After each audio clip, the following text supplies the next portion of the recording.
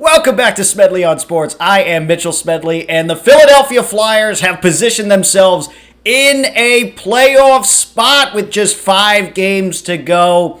They defeat the Boston Bruins 2-1 in overtime on Easter Sunday, thanks to the first NHL goal for Porter Martone, who has saved the city, it feels like.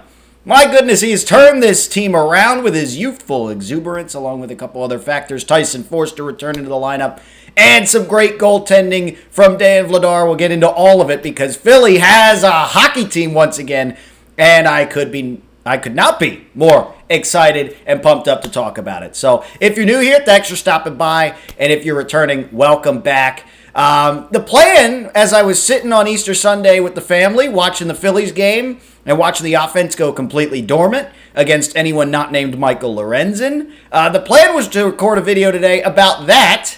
I had the Flyers game taped, though, and I got home, sat down. It was perfect. Didn't have to flip between anything. Had the phone on the Do Not Disturb. Was able to fast forward through all the commercials. And I got treated to an absolute gem of a hockey game. Christian Dvorak early on. And then some gritty hockey between Philly and Boston.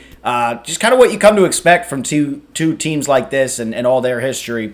Culminating in the absolute stunner of a finish. The 5-on-3 power play goal in overtime for Porter Martone. It was an absolutely amazing Easter Sunday. Had me change all my plans.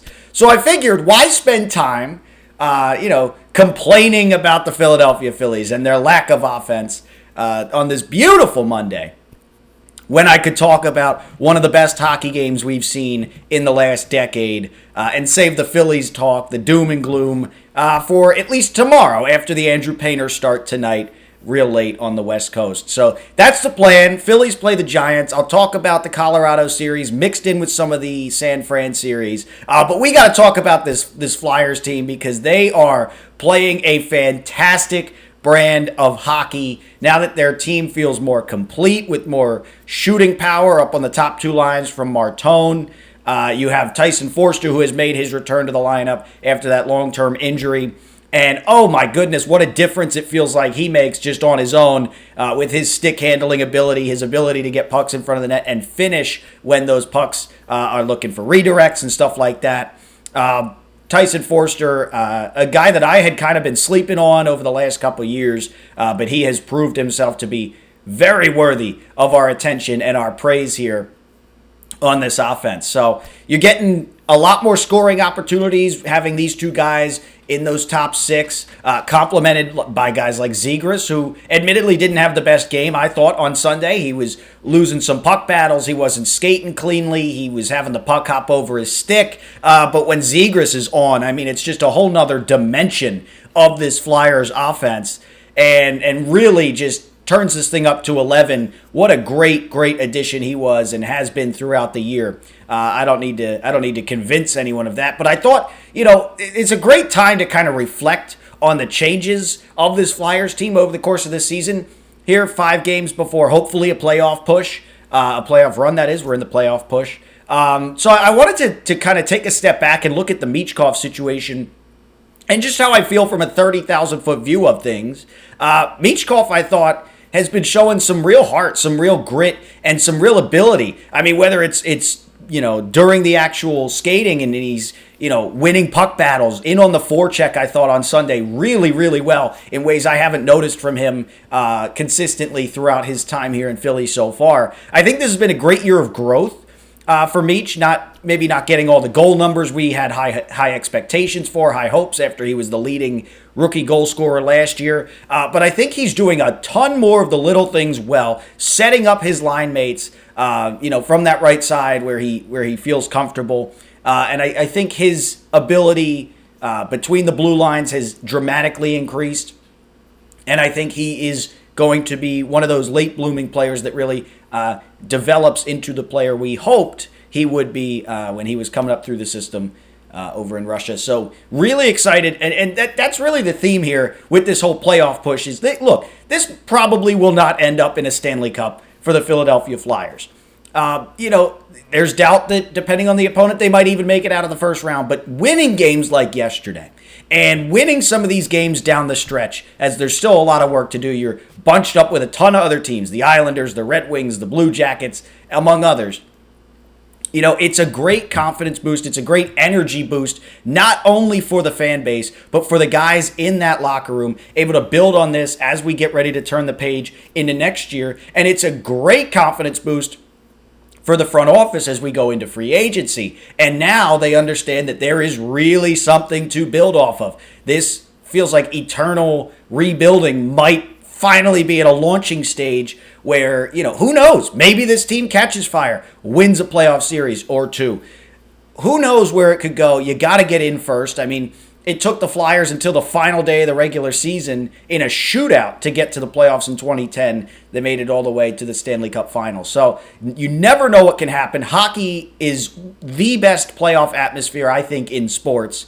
And I'm just so excited for the prospect that we could be seeing it here again in Philadelphia. That was the most exciting, electric atmosphere in that building, whether it's Xfinity Mobile Arena or the Wells Fargo Center as it used to be, in quite some time. I was thinking about it because it feels like the moments I think about that were exciting for Flyers hockey haven't happened in that building over the last few years. You had the COVID playoff bubble run that the Flyers went on where they dominated in the round robin, they beat the Canadiens, and they had those overtime wins against the Islanders, eventually lost in Game 7. But all of those games did not take place in Philly. They took place up in the bubble. And then kind of the last exciting, really dramatic game I remember being hyped about at home was against the Penguins when the Flyers came down from 3-1 and won it in overtime. They were down 2 goals with 3 minutes to go. But that, if you remember, was the Stadium Series. That game was played in the Link. So this building, Xfinity Mobile Arena now, really hasn't had this sort of juice in it that you felt yesterday during the entire game, whether it was during missed calls, whether it was during some of the scrums we saw, whether it was when a Flyer would land a big hit, or, obviously during the goals and the overtime winner. There was just a few extra layers of juice that obviously we haven't felt in that arena in quite some time. But this has been a slow build, I think, over the course of the season. Players like Zegras and Forster when he was there, but some of these other guys, especially Vladar, and we'll talk about him here in a second more. But these guys, as we've seen sort of these pieces start to fall into place and complement the foundations that were being laid with the draft picks, I think folks over the course of the season, the diehard fans have known that this energy was building. I was there actually when we played Boston about a month ago on a Saturday, and there was a ton of energy in that building, not nearly as much as there was yesterday watching on TV, but you could feel that people were starting to, turn heads and get excited about their hockey team once again. And now you're seeing everyone, sort of realize that, hey, we've got a hockey team. And for a city that, the Sixers are what they are, they have been what they have been, and it just feels like the energy is completely dead around that basketball team. To have this potential playoff push and playoff excitement for your hockey team just comes at the perfect time, especially, there's no Eagles, we have the draft coming up, but no real games, and the Phillies are just getting started. It's hard to really get amped up in the early part of a baseball season. There's just such a long way to go, and a lot of what we've seen hasn't really made us too jubilant and excited about that Phillies team. So this Flyers push, this little mini Flyers frenzy right now, really comes at a perfect time.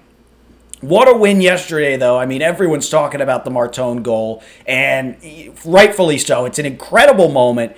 To have your first be an OT game winner in the hunt for the playoffs against a tough opponent in Boston. But, I mean, Martone, not only that play, he made an insane assist on the Dvorak goal 4 minutes into the game. The behind-the-back, no look, between the legs pass out into the middle of the ice to Spring Christian was incredible. An absolute sexy play. He had a hand in both Flyer goals, a big hand that is. And he had some other shots late in the third period that, man, if he would have buried one of those, it would have been sick as well. But it just goes to show you this guy's always looking to shoot the puck. He's always around the puck, making great plays, and this is why he was taken 6th overall. It's so refreshing to have one of these high-level draft picks bear such fruit so quickly and really show those flashes, because I was getting frustrated watching the Islanders with Schaefer and how immediate of a stud he is, not only on offense, but setting up plays and taking away those empty net chances for the Flyers several times. He just does it all. And it's like, when are we going to get that guy, that young dude that everyone's talking about, that you love to turn on the TV and watch some puck every night? And Martone, I think, is that dude. He is that guy. And he really is something special here 4 games into his NHL career. You know who else is special? Dan Vladar, a move that didn't garner much excitement at all over the offseason, and he has been the MVP of this Flyers team. I mean, just an absolute stud between the pipes. If he gives up 4 goals, you're shocked. It feels like watching Dan Vladar. Some of the highlight reel saves are one thing. He's always in the right position. He always knows when to settle the puck, when to dish it back out. And I just think Dan Vladar, he's beginning to get more sung now, but really for a long time was an unsung hero of this Flyers crew, keeping them in position to make this late push. And just could not be more ecstatic that, at least for this season, the Flyers have a goalie. That was one thing we said every single year, whether it was during the Carter Hart saga or whatever else it may have been, the Ersson days. Ersson's still here, obviously, but just saying, look, they've got some fun pieces, but they don't have a goalie. You can't start until you have a goalie. And now they've got a dude that has shown up big time moment after big time moment after big time moment. And it's just so exciting to know that you got a good backstop there. But all the credit in the world to Dan Vladar, but he hasn't done it alone.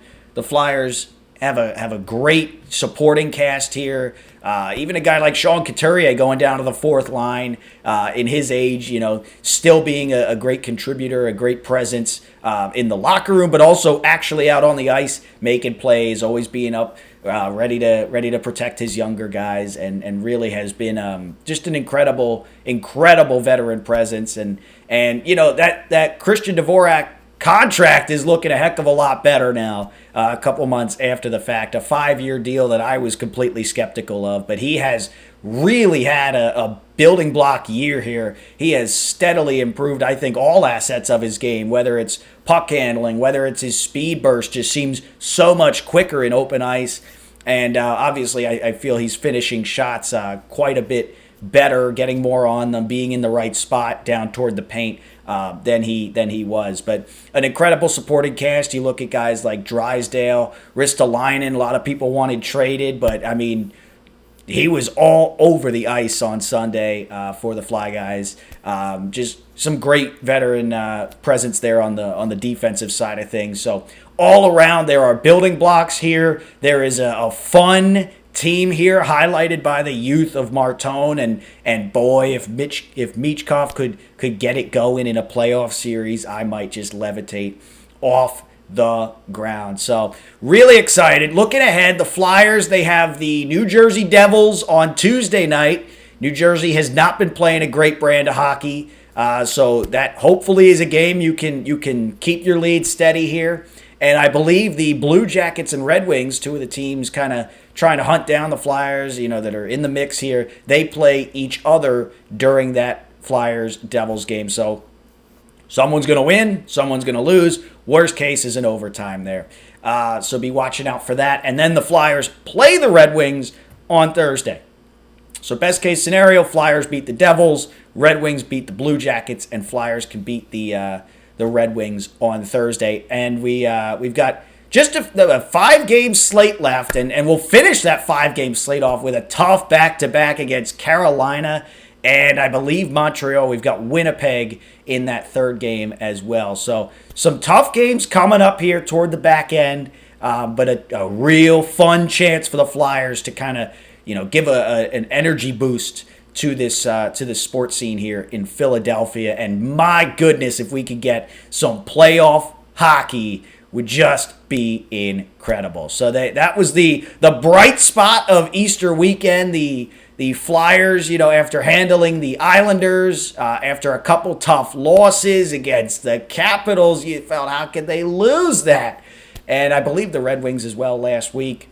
They have really turned it around here, and they are in that third position in the Metropolitan Division against all odds. The Flyers are back, baby, and we will be talking more and more about them as playoffs get near. If they continue that, we'll be talking about the games here. So I think what we're going to do is I'll do the Phillies tomorrow. I've got some gripes, I've got some complaints, and I want to see another start from Painter, and we can talk about that. Get an update on the Wheeler situation. A whole bunch of stuff to talk about with the Phils tomorrow. And then I think we will do Flyers Wednesday. We'll react to each game here on Smedley on Sports. Flyers on Wednesday after that Devils game. Back to the Phillies after the conclusion of that Giants series. They have an off day Thursday, so we'll talk about them there ahead of that Diamondback series. And then we will pick up the Flyers again, hopefully on Friday, as they will have played the Red Wings Thursday night, and we'll be down to 3 games remaining. Also got to work in some Eagles talk. Draft coming up. The articles about the Jalen AJ situation. I mean, I've talked about it ad nauseum. I couldn't talk about it, enough, I guess, is that the Eagles and their quarterback situation are just a disaster and dysfunctional. And it's just continuing to pop up in the media. So we'll work in some other stuff. But I had to talk about these Flyers because it has been forever since we've had a real fun, playoff atmosphere here in Philadelphia. The COVID stuff was up in the bubble. We had a fun series in, I think it was 2014 against, was that the Rangers? And then it's all the way back to 2012 when we beat the Penguins in 6. That was really the last true fun playoff atmosphere that comes to mind here. So, chance to get back to it, man. A chance to get back. Still work to do. Got to take care of business this week. And you head into some tougher games over the weekend. So, really looking forward to it. We will talk about all of it right now. I just wanted to, if you're not aware, if you're hesitating to jump on this Flyers bandwagon, do it, dude. This is the perfect time. You got 5 games to go to kind of familiarize yourself with the players and the pace of play and how they do things, and see Martone, and then hopefully we're talking about playoffs and the city will be ready to go. So jump on. We'll do a little, things to know. If the Flyers make the playoffs, we'll do a things to know in case you're one of those folks that didn't pay attention all season long, thought they were still too far down in the rebuild stages, and we'll get it going from there. So that's going to do it for me today. Wanted to do a quick one, just express how excited I am. Made my Easter weekend with that Flyers win over the Bruins there. And Porter Martone, he is special. We all saw it, and just so excited that man plays in the orange and the black. And just could not be more excited. So it's a quick one today. Hopefully we got a bunch of stuff to talk about this week. Phillies tomorrow. And we'll get back to these Fly guys, and we'll keep it going as I laid out there. So thank you for tuning in. I appreciate it. Don't forget to leave me your thoughts. Love to hear your thoughts. We'll get a conversation going. If I'm right about something, if I'm wrong about something, love to hear all of it. So thank you so much for giving me a few minutes of your time here, and I'll see you in the next one. Appreciate it.